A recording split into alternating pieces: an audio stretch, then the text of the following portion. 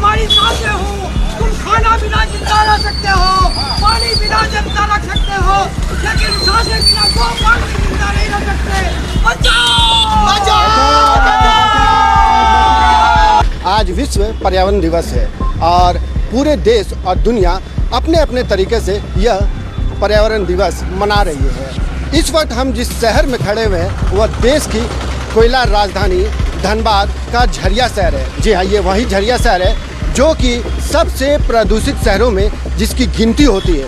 और यहाँ कुछ स्थानीय लोग हैं, अपने ही अंदाज में यह पर्यावरण दिवस मना रहे हैं। आइए हम उनसे जुड़ते हैं और जानते हैं कि आखिर यह जो आप देख रहे हैं पेड़ के वेशभूषा में है, आखिर क्या कारण है जो आज ये लोग ये करने में मजबूर हुए हैं। पहले ये बताइए आज क्या कुछ कर रहे हैं आप लोग। आज विश्व पर्यावरण दिवस है और झरिया का ग्रीन लाइफ झरिया और यूथ कंसेप्ट का तत्वाधान में आज ये कार्यक्रम किया जा रहा है। झरिया की स्थिति इतनी खराब हो गई है, यहाँ का पर्यावरण इतना बिगड़ गया है कि अब पेड़ पौधे भी सड़क पर उतरने को मजबूर हैं। आज झरिया के पेड़ पौधे सड़क पर उतरकर गुहार लगा रहे हैं कि मुझे बचाइए, मैं आपको जीवन देता हूँ, अगर मैं नहीं रहा, मैं कट गया तो आप भी नहीं बचेंगे। अगर इसलिए हमें बचाइए और ज़्यादा से ज़्यादा पेड़ लगाइए। अगर पेड़ बचे तो आप भी बचेंगे, हम नहीं रहे तो आप भी नहीं रहेंगे। ये संदेश लेकर आज पेड़ पौधे सड़क पर उतरे हैं।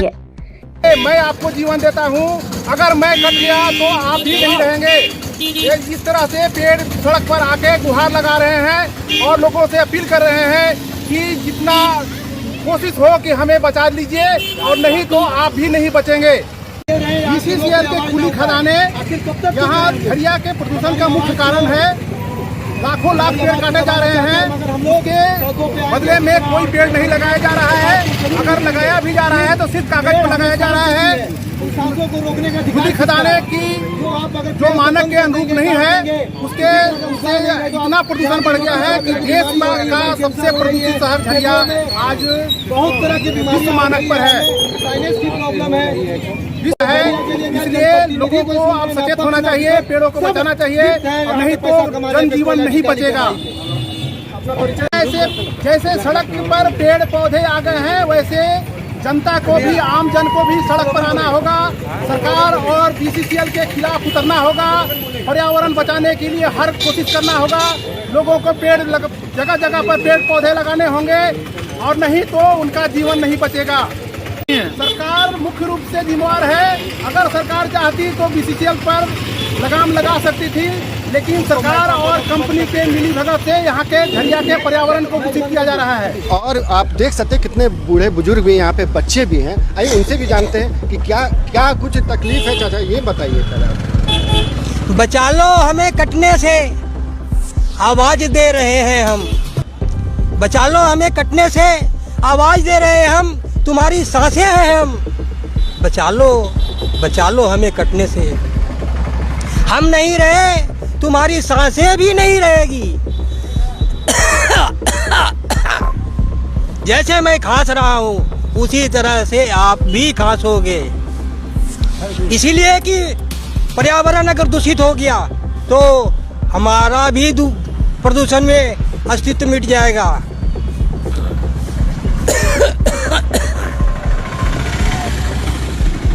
जितना प्रदूषण बढ़ेगा उतना ही आदमी की सांसें कम होती जाएगी, हमारा ऑक्सीजन घटते चला जाएगा और उसके बाद में कुछ भी नहीं रहेगा। लोग हैं उनसे जानते हैं कि आखिर आज ये लोग जो ये कार्यक्रम कर रहे हैं इसका उद्देश्य क्या है।